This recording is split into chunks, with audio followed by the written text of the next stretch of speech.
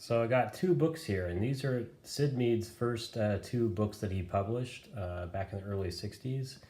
Concepts was done the year that he was working at Ford, out of school.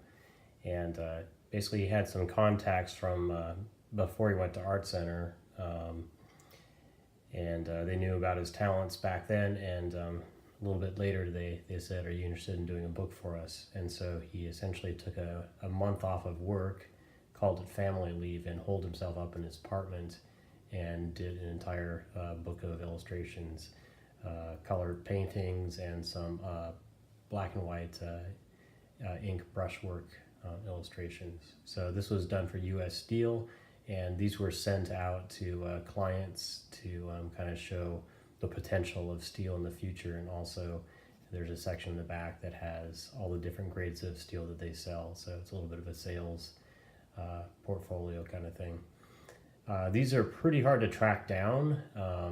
I pretty much gave up trying to find one that was in really good condition, and just to enjoy it anyway, I just really didn't care about the cover that much. I actually this is a lot better than it was when I bought it. I used a magic eraser to kind of scrub the front because it was really kind of yellowed, and there's still a coffee ring on there, and then I rebound the spine. But inside it's pretty good, although it does smell like the worst, smokiest hotel ever, and it smells like somebody's blowing cigarette smoke in your face every time you open it. So that's the only downfall about this one.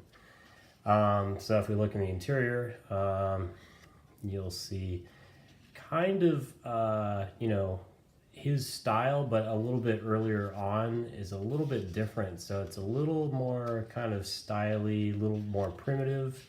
The cars are definitely in the early 60s style. So, he's doing future stuff, but it's already kind of dated. And I think he really kind of came into his own, a little bit later on. So he was still finding his kind of voice and his technique in this, but his skill level was still really pretty high quality, of course. So wonderful 2-page spreads going on through here. Some pretty neat kind of gyro car looking stuff, which is similar to what he was doing when he was working at Ford with the gyron, gyroscopically controlled show car. This is some of his brushwork stuff. So he's doing pen, ink, and brush, and then just a single spot color. So showing clients, how stuff can be assembled with steel. This one was pretty neat. I was looking at this with a friend at work, and we were trying to figure out how this thing works. And it actually looks like it's got this big kind of laser or sonic cannon of some sort that can be used to bore holes in the sides of mountains. So probably for mining or something.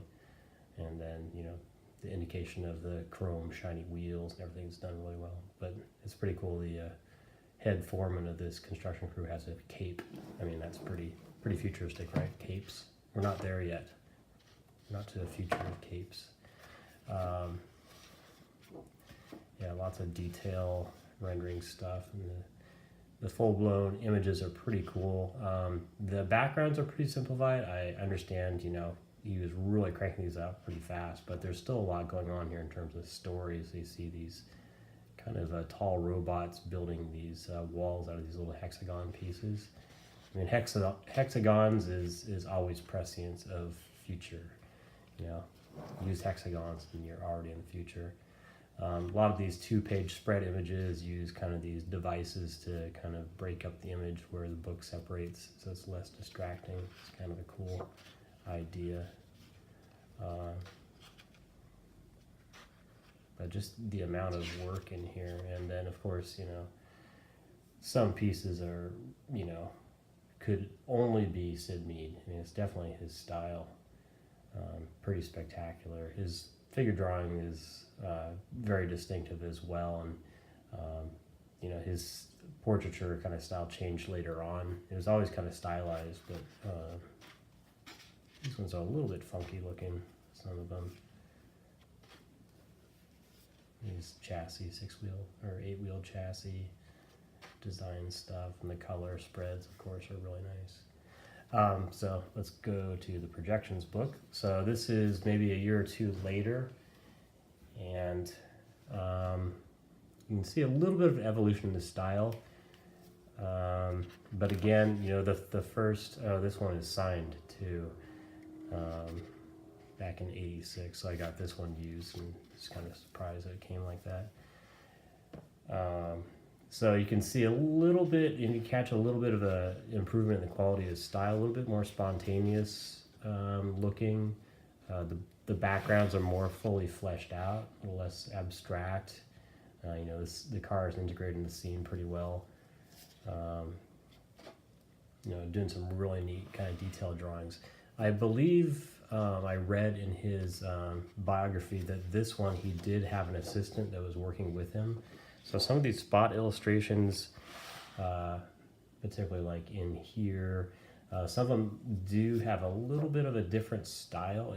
They blend pretty well, so you can kind of guess at it. But the full color images are all Syd Mead for sure.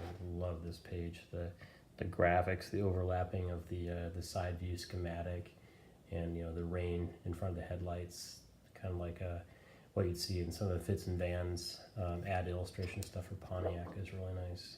These little images compared to the last book, it's already, you can see he's getting even better.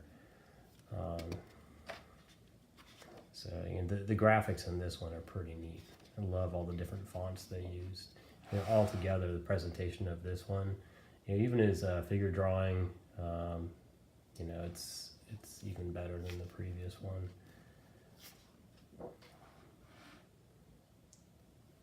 Pretty cool. This one I believe was reproduced later. So, only a couple images of these were reproduced in some of the later books. So it's kind of neat to have these. There's a lot of surprises, and you turn the pages. I've never seen that one before. There's all sorts of really interesting details in the background. It's one of my favorites. I love kind of all the crowd scene in the back, completely, realized scene.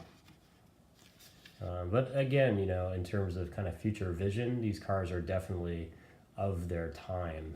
They do look pretty dated. You can kind of spot what era they're from. So he hadn't developed into the full futurist that he is now, where a lot of his stuff is a little bit more timeless. So there's some of these pages are information sheets for steel itself. That's what these graphs are for, but these graphs are just beautiful to look at. It's almost frameable for your wall.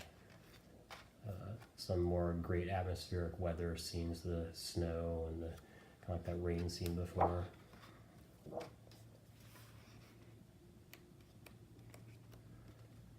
Yeah, quite a bit of stuff. I think there's actually show one more thing in here. There's a overlay piece right here, which is pretty neat. So it shows all the different aspects of the chassis of the car. It can be made in steel, the body, and then the frame and the motor area. Really neat cutaway, and then the chassis underneath. This big stamped steel pan, and then some of the drivetrain stuff as well. Look at this little skinny, super low rolling resistance tires, and then you just have the shadow floating there. That's really quite neat. It's a really nice book. So again, these are really hard to find, but you can go on eBay and do a saved search function. So if it ever pops up, you'll see it. But generally, these are pretty expensive.